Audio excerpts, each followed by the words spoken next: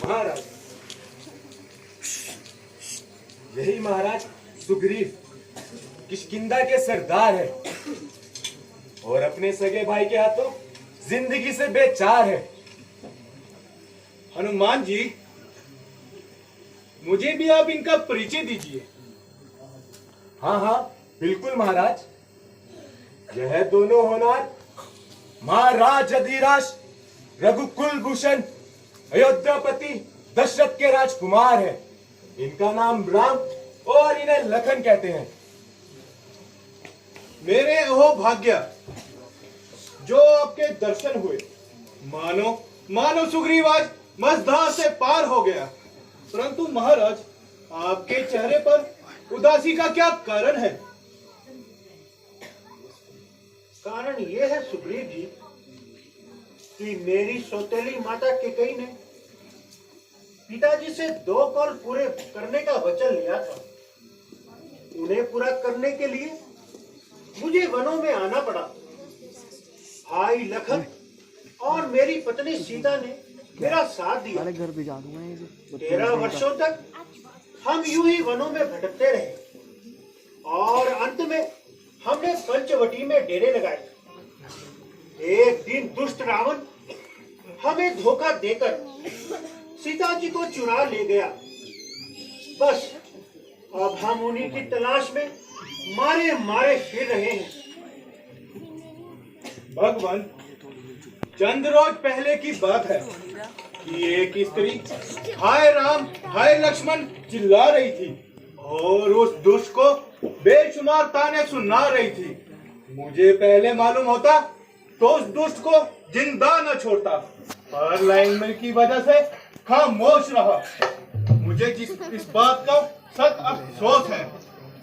हाँ महाराज, मुझे देखकर उन्होंने चंद जेवरात गिराए थे जो कि मैंने संभाल कर रखा है। हनुमान जी, आप जाइए और जेवर लेकर आइए। जो आज्ञा महाराज।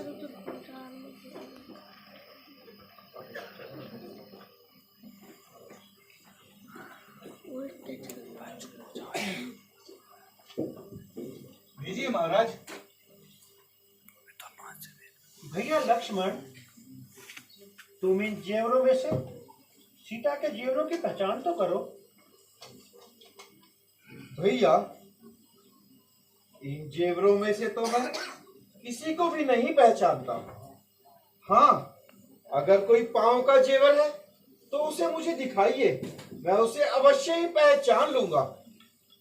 मैंने तो चरण निहारे हैं, देखे माता के कान नहीं। मैं तो बिच्छुओं का सेवक हूँ, कुंडल की मुझे पहचान नहीं।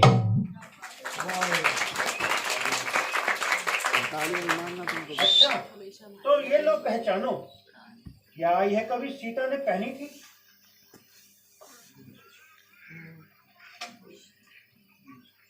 बिना शक भैया, ये माता जानकी जी का ही गहना है।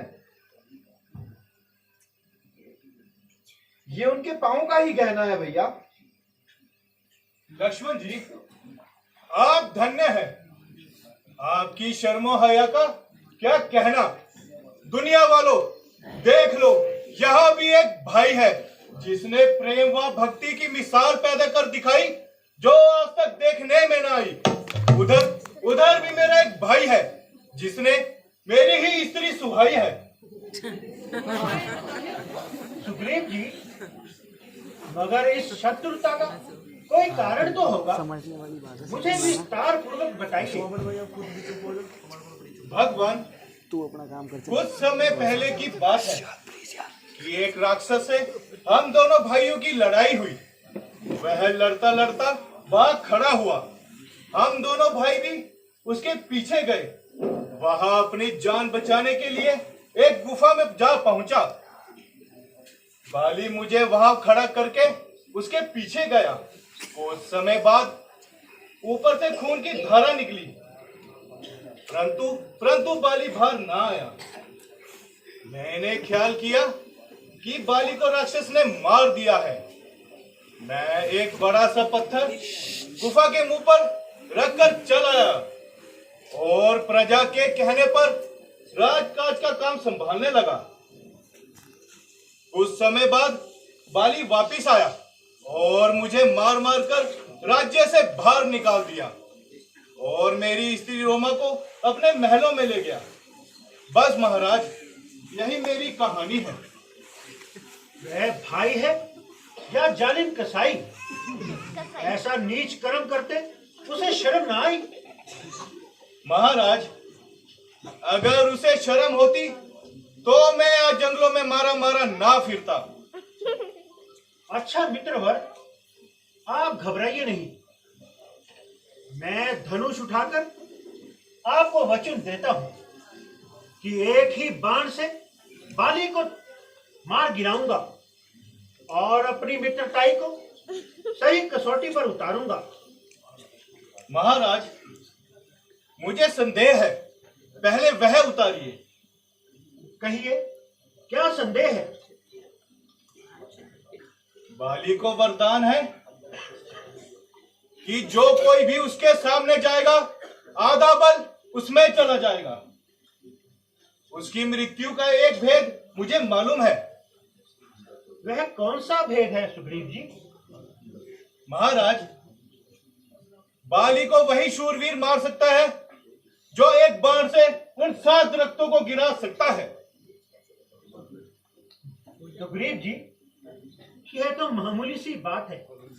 लीजिए, आप अपना संदेह दूर कीजिए।